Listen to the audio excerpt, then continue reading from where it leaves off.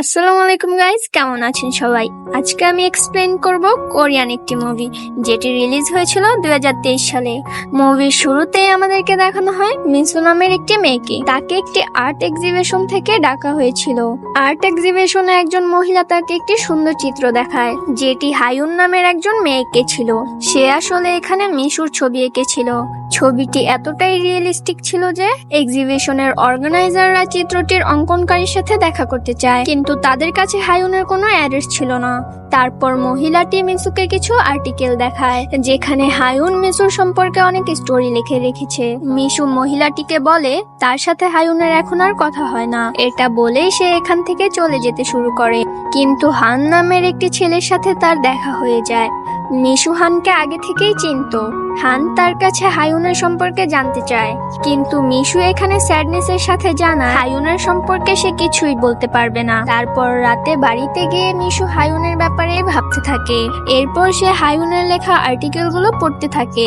এখানে হায়ুন তাদের ছোটবেলার কথা গল্প আকারে লিখে রেখেছিল। তারপর সিনটি কাট হয়ে চলে যায় 1978 সালে। এরপর আমাদের দেখানো হয় একটি স্কুলের ক্লাসরুমে বসে হায়ুন ড্রয়িং করছে।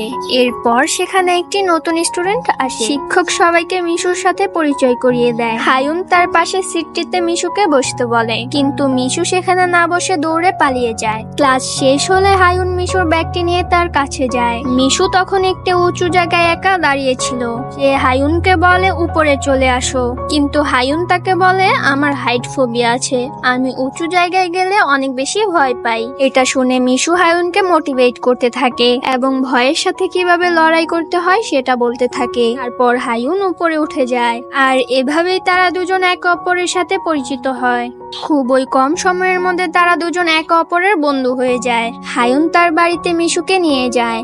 রাস্তায় পড়ে থাকা একটি বিড়ালের বাচ্চাকে নিয়ে তারা বাসায় চলে যায়। বিড়ালটি রাস্তায় ভিজছিল, তাই ওরা দুজন মিলে এটির অনেক বেশি কেয়ার করতে থাকে। তারপর রাতে মিশু আর হায়ুন মিলে একসাথে গোসল করে। তারপর মিশু হায়ুনের বাড়িতে আজকে রাতের খাবার খায়। খাবার খাওয়া শেষ হলে মিশুর মা মিশুকে নিতে আসে এবং গাড়িতে বসে সে মিশুকে অনেক বেশি বকাঝকা করতে থাকে। মিশু তার মাকে না জানিয়ে সারাদিন হায়ুনের বাড়িতে ছিল, আর এদিকে মিশুর মা মিশুকে সব জায়গায় খুঁজতে থাকে। মিশু তার মাকে বলে সে অনেক বেশি স্যাড আছে, এই নতুন শহরে তার একদমই ভালো লাগছে না। এরপর মন খারাপ করে সে বসে থাকে। তারপর দিন সে আবারও হায়ুনের বাড়িতে যায়। তারপর আমরা দেখতে পাই হায়ুন ওই বিড়ালটির একটি সুন্দর স্কেচ আঁকে, যেটি দেখতে অনেক বেশি রিয়েলিস্টিক ছিল। মিশু হায়ুনকে বলে তুমি কি বড় হয়ে একজন আর্টিস্ট হতে চাও? হায়ুন তাকে বলে সে আর্টিস্ট হবে না, তার ছবি আঁকতে ভালো লাগে, তাই সে ছবি অঙ্কন করে। হায়ুন মিশুকে বলে তুমি বিড়ালটির একটি ছবি আঁকো, কিন্তু মিশুর আঁকানো ছবিটি দেখে তারা দুজনই প্রচন্ড হাসতে থাকে। এরপর প্রতিদিন মিশু হায়ুনদের বাড়িতে চলে যেত। তারা দুজন একসাথে খাবার খেত, খেলাধুলা করত, এমনকি একসাথে তারা দুজন অনেক জায়গায় ঘুরতে যেত। দেখতে দেখতে তারা দুজনই বড় হয়ে যায়। একদিন মিশু হায়ুনকে ড্রয়িং ক্লাসে থেকেই কল করে। মিশু হায়ুনকে বলে স্যারকে একটি অজুহাত দেখিয়ে ক্লাস থেকে চলে যেতে। মিশুর কথা মতো হায়ুন অসুস্থ হওয়ার নাটক করে ছুটি নেয়। এরপর হায়ুন মিশুর সাথে দেখা করতে চলে যায়। মিশু তাকে নিয়ে একটি গেম সেন্টারে যায়, আর সেখানে তারা দুজন মিলে অনেক বেশি এনজয় করতে থাকে। এরপর ওরা দুজন মিলে একটি বিউটি পার্লারে যায়। আসলে হায়ুনের কান ফুটো করানোর জন্য সে মিশুকে এখানে নিয়ে এসেছে, কিন্তু হায়ুন এসব অনেক বেশি ভয় পেত, তাই মিশু তাকে কৌশলে এখানে নিয়ে এসেছে। কিন্তু এখানে কিছু জিনিসপত্র মিশুর কারণে পড়ে ভেঙে যায়। শপ ওনার তাকে 100 টাকা জরিমানা দিতে বলে, কিন্তু তাদের কাছে কোনো টাকা ছিল না। মিশু দোকানদারের কাছে ক্ষমা না চেয়ে উল্টো তার সাথে ঝগড়া করতে থাকে। তারপর তারা দুজন মিলে সেখান থেকে দৌড়ে পালিয়ে যায়, আর এই ধরনের দুষ্টুমি তারা প্রায়ই করতে থাকে। এরপর রাতে মিশু হায়ুনের বাড়িতে ডিনার করে। আসলে মিশুর মার চাকরির জন্য অন্য জায়গায় শিফট হয়ে গিয়েছে, কিন্তু মিশু হায়ুনকে ছেড়ে এখান থেকে যেতে চায় না, তাই সে হায়ুনের সাথে এখানেই রয়ে গিয়েছে। আসলে মিশু এখানে একটি হোস্টেলে থাকে।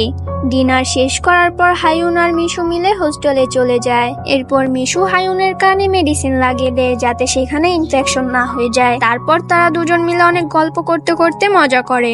এরপর দিন সকালে মিশু হায়ুনকে অনেক তাড়াতাড়ি ঘুম থেকে উঠায় এবং তাকে একটি খালি রিসোর্টে নিয়ে যায়।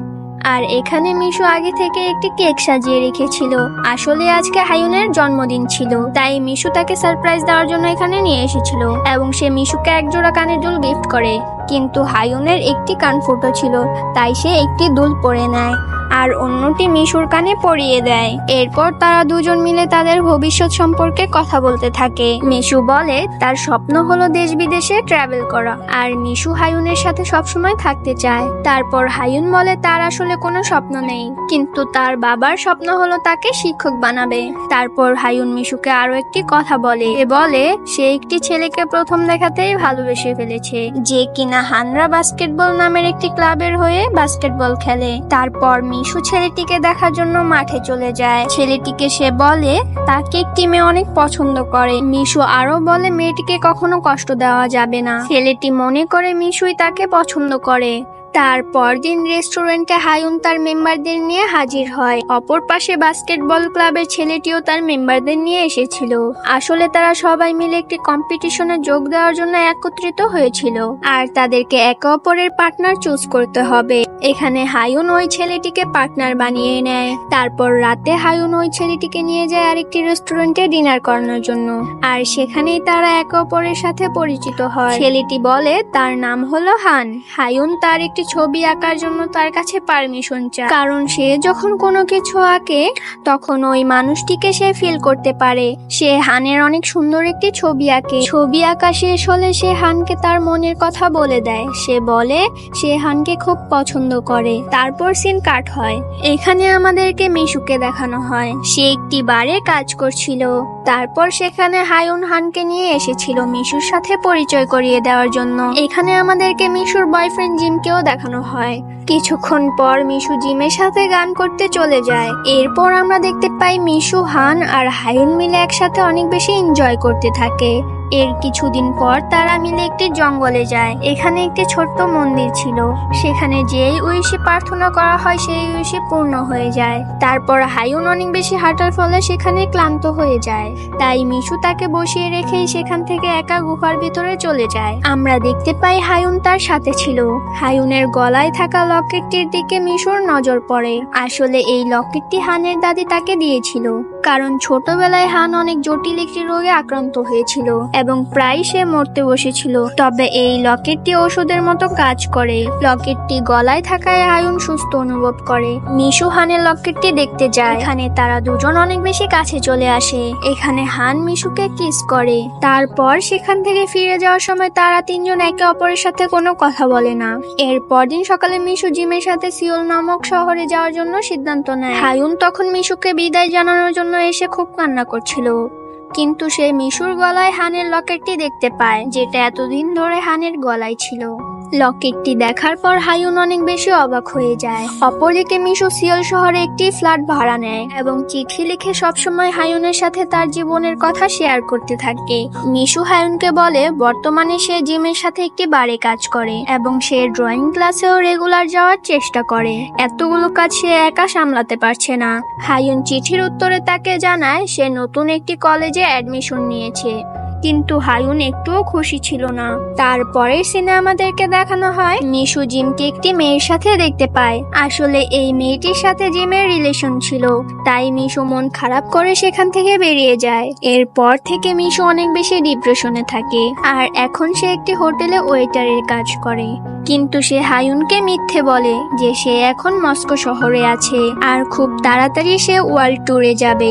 তারপর আমাদেরকে দেখানো হয় হান একদিন হায়ুনকে বলছে তার পড়াশোনা করার জন্য শহরের বাইরে যেতে হবে। এটা শুনে হায়ুনের অনেক বেশি মন খারাপ হয়। হায়ুন হানকে যেতে দিতে চাচ্ছিল না, কারণ মিশু যাওয়ার পর সে অনেক বেশি একা হয়ে গিয়েছিল। অন্যদিকে মিশু ছোটখাটো কাজ করে তার জীবন চালাচ্ছে, কিন্তু প্রত্যেকবার সে চিঠিতে হায়ুনকে মিথ্যে কথা বলতো, কারণ সে হায়ুনকে এসব জানিয়ে কষ্ট দিতে চাচ্ছিল না। এরপর আমাদের দেখানো হয় হান বিদায় নিয়ে অন্য শহরে চলে যায়, আর অপরদিকে মিশুর মা মৃত্যুবরণ করে, যার কারণে মিশু অনেক বেশি ডিপ্রেশনে চলে গিয়েছিল। পরের পার্টটি দেখার জন্য চ্যানেলটি সাবস্ক্রাইব করে পাশেই থাকুন। ধন্যবাদ।